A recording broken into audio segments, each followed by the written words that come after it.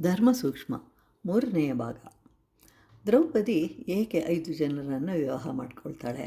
ಅದಕ್ಕೆ ಕಾರಣವೇನು? ಅವಳೇ ಇಷ್ಟಪಟ್ಟು ಮಾಡಿಕೊಂಡ್ಲ ಅಂತಂದರೆ, ಅಂದಿನ ದಿನಗಳಲ್ಲಿ ವಿವಾಹಗಳನ್ನು ಪೂರ್ತಿಯಾಗಿ ಹಿರಿಯರು, ಮುಖ್ಯವಾಗಿ ತಂದೆ ತಾಯಿಗಳೇ ನಿರ್ಧಾರವನ್ನು ಮಾಡ್ತಾಯಿದ್ರು. ಇಲ್ಲಿ ದ್ರೌಪದಿಯ ಸ್ವಯಂವರ ಏರ್ಪಾಟಾಗಿತ್ತು. ಮತ್ಸ್ಯಯಂತ್ರ ಭೇದಿಸಿದ್ದು ಅರ್ಜುನನೊಬ್ಬನೇ.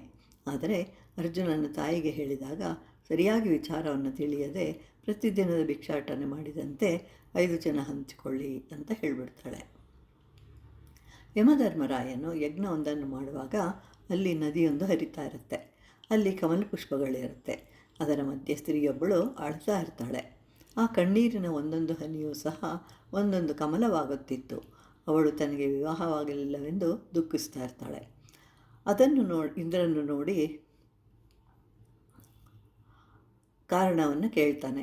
ಅವಳು ತನಗೆ ಚರ್ಮವ್ಯಾಧಿ ಇರುವುದರಿಂದ ಯಾರೂ ತನ್ನನ್ನು ವಿವಾಹವನ್ನು ಮಾಡಿಕೊಳ್ಳೋದಿಲ್ಲ ಅಂತ ಹೇಳ್ತಾಳೆ.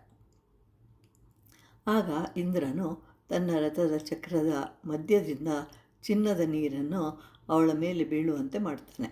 ಇದರಿಂದ ಅವಳು ವಿವಾಹಕ್ಕೆ ಯೋಗ್ಯಳಾಗ್ತಾಳೆ. ಆಗ ಅವಳ ಹೆಸರು ಅಪಾಲ. ಇದು ದ್ರೌಪದಿಯ ಹಿಂದಿನ ಜನ್ಮ. ಅದಕ್ಕಿಂತ ಮೊದಲು ಮೌದ್ಗಲ್ಯ ಮಹರ್ಷಿಯ ಭಾರ್ಯೆ. ಅವಳು ಮೌದ್ಗಲ್ಯನಿಂದ ಯಾವ ಸುಖವನ್ನು ಪಡೆಯಲಿಲ್ಲ. ಆದ್ದರಿಂದ ಈಗ ನನಗೆ ಆ ಸುಖವನ್ನು ಹೊಂದಬೇಕು ಅಂತ ಹೇಳ್ತಾಳೆ. ಆಗ ಮೌದ್ಗಲ್ಯನು 5 ರೂಪಗಳಲ್ಲಿ ಪ್ರವೇಶವನ್ನು ಮಾಡ್ತಾನೆ. ನಂತರ ಪಾಂಡವರಾಗಿ ಜನ್ಮ ತಾಳಿದರು.